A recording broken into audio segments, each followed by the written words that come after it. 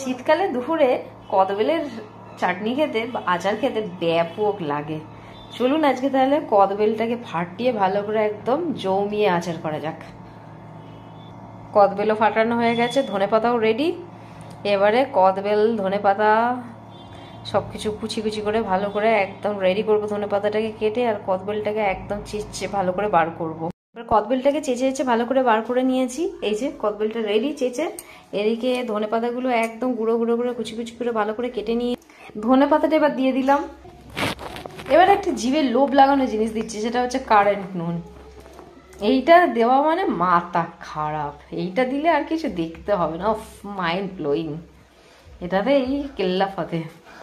এরপরে একটু চিনি দিতে হবে, সামান্য একটু চিনিও মিক্স করে দিলাম। এবারে দেবো হচ্ছে এখানে আমচুর পাউডার মিক্স করে দিয়ে এবারে এটাকে ভালো করে একদম আস্তে আস্তে মাখাবো।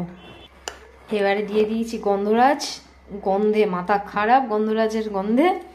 আর এবার দেবো হচ্ছে এই বড় কাঁচা লঙ্কাটা। আহা হা, টক ঝাল মিষ্টিতে কি টেস্ট, কি ফ্লেভার। তার মধ্যে গন্ধরাজের ফ্লেভার তো আরোই সুন্দর সুস্বাদু।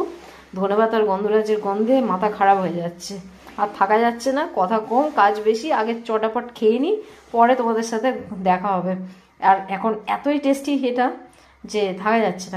এখন আগে খাই, পরে গল্প করবো।